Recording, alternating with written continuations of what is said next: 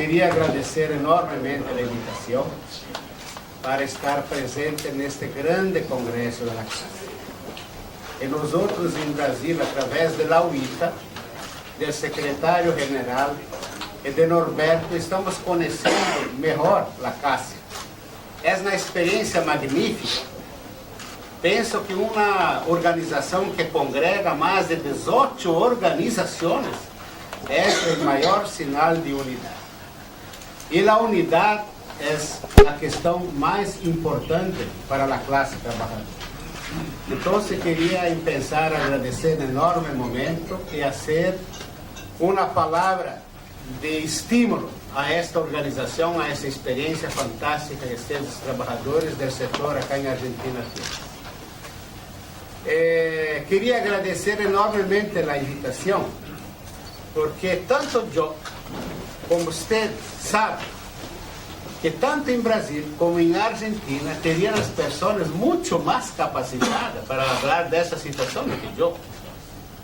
Esse me invitaram, para mim, eu tenho como uma solidariedade de irmãos, de trabalhadores da UITA. Então, para mim, eu valorizo muito mais do que a sabedoria de quem está aqui falando. Portanto, companheiro hétero que coordena esta mesa, queremos saludá-los em nome da CONTAG, da Confederação Nacional dos Trabalhadores em Agricultura Familiar de Brasil. Mandar um saludo a vocês muito grande da CONTAG, da Confederação Nacional dos Trabalhadores Agrícolas de Brasil, a este congresso. Vou tentar, em 15 minutos, falar um pouco de como nós outros em Brasil estamos vivendo neste momento da história. Vocês acompanham, somos vizinhos, somos do Mercosul. A prensa dos principais veículos de comunicação de Brasil e Argentina são muito cercanos ideologicamente. Então, é possível acompanhar o que se passa. Pero, para nós outros, é uma questão muito louca. Porque nós outros não pensávamos, há 3 anos passados, viver algo que estamos vivendo em Brasil. Éramos uma referência, éramos uma espécie de referência de políticas inovadoras, de participação para quase todo o mundo. Pero em pouco tempo, estamos na referência mais péssima, mais mala de todo o mundo, com consequências gravíssimas para a classe trabalhadora. Quem pensa basicamente com a última eleição da presidenta Dilma Rousseff, que setores da sociedade não há conseguido aceitar o resultado da eleição. E se pensa uma campanha forte para a não governação. E isso decorre com a forte campanha da prensa, especialmente da Rede Globo de televisão, que basicamente divide a sociedade brasileira e se pensa um processo de impeachment da presidência da República. Pero o impeachment é um mecanismo da Constituição brasileira. Para quando os especialistas, o poder judiciário, metade disse que isto é golpe e metade disse que isto realmente deveria ser o impeachment, se pensa um momento muito grave de divisão na sociedade brasileira. Porque um impeachment sem um mecanismo de responsabilidade, se supõe que é um golpe, e isto se terminou com o impeachment da presidenta, sendo que metade da sociedade brasileira dizia que era um golpe e metade da sociedade brasileira dizia que não. Então, vivimos nesse momento com uma divisão muito forte. Porque incluso a própria classe trabalhadora, em determinados momentos, se dividiu. Agora há processo de unidade da classe trabalhadora. Porque as consequências do governo ilegítimo de Michel Temer é fortíssimo. Porque os setores dominantes do capital têm uma outra visão do Estado. Que para nós outros está muito claro que existe por detrás desta cortina toda é uma visão de que Estado queremos. Uma das primeiras medidas do presidente Michel Temer foi colocar em marcha uma proposta chamada Puente para o Futuro. Nesta proposta há uma visão de Estado mínimo. E uma das primeiras medidas a tomar foi a aprovação do cambio da Constituição, colocando que o pressuposto da União Brasileira, o pressuposto federal, não se pode cambiar por 20 anos. Então, se esse como que uma caja que por 20 anos não se pode aumentar o pressuposto. Então, temos que diminuir os recursos para a saúde, para a educação, para a segurança. E se entra num colapso financeiro e empieza as grandes reformas.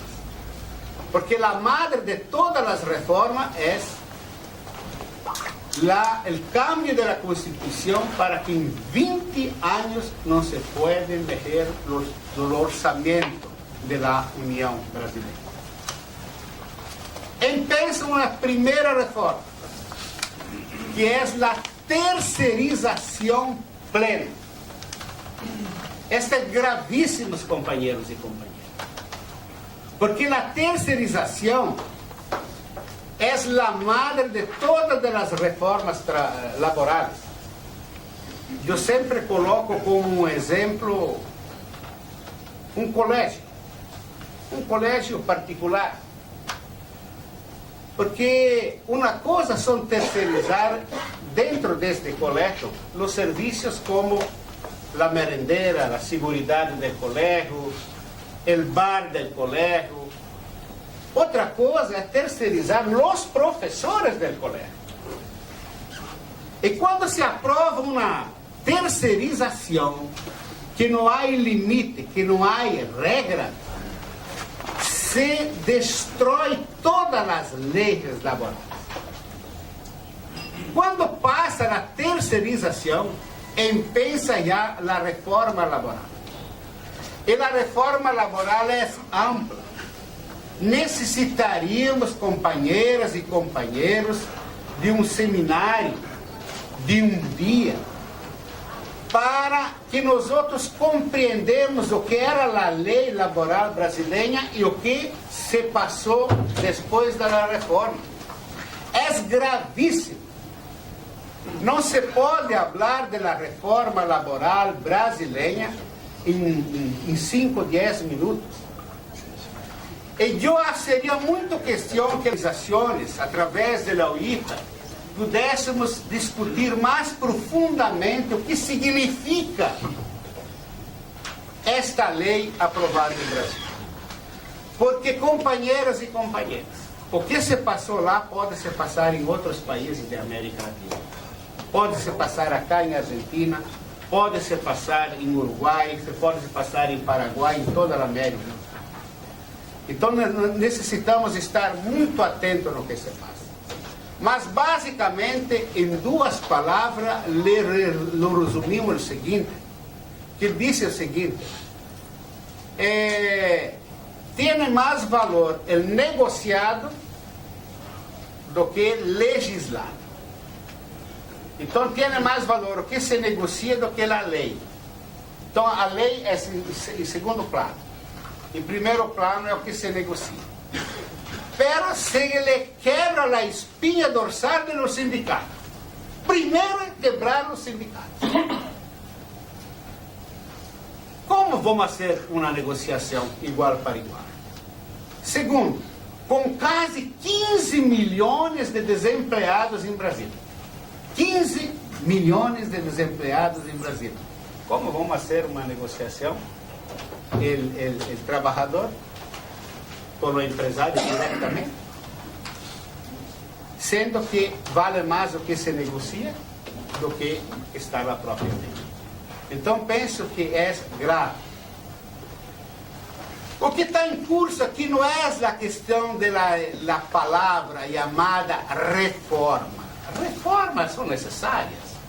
A vida cambia, precisamos reformar. O que está se passando em Brasília é um desmonte de leis conquistada ao longo de 20, 30, 40, 50 anos de Getúlio Vargas para cá. Com menos de 30 anos se cambia, se desmonta a Constituição. E agora está em curso uma grande reforma que mexe com a vida de todos os brasileiros praticamente, a reforma da seguridade. Talvez o movimento sindical brasileiro, nós outros, lhe ponemos muito mais força na reforma da seguridade do que na reforma laboral.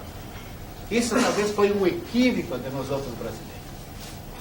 Incluso quis a história, Geraldo, Norberto, que durante este grave momento da história que se aprova a lei laboral em el Congresso Nacional, em el Senado da República, fosse nos mesmos dias que estavam na UITA, o Comitê Latino-Americano reunido em Brasília.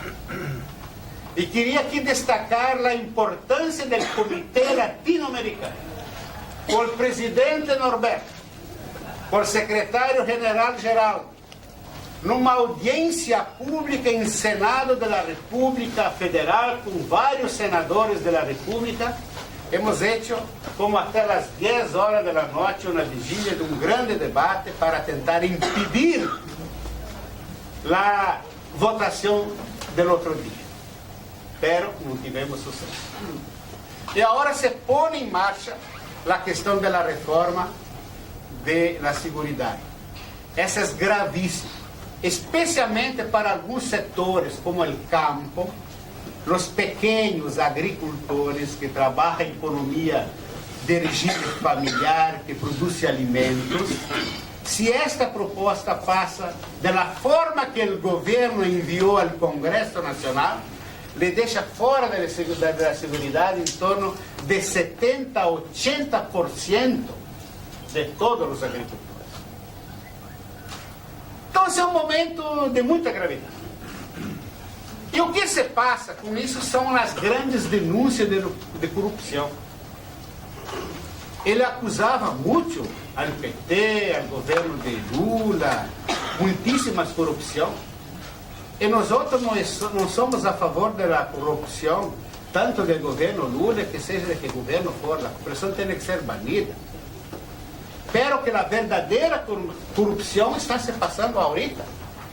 Tanto é que o presidente ilegítimo Temer é o primeiro presidente da história do Brasil que está sendo condenado pelo Ministério Público Federal.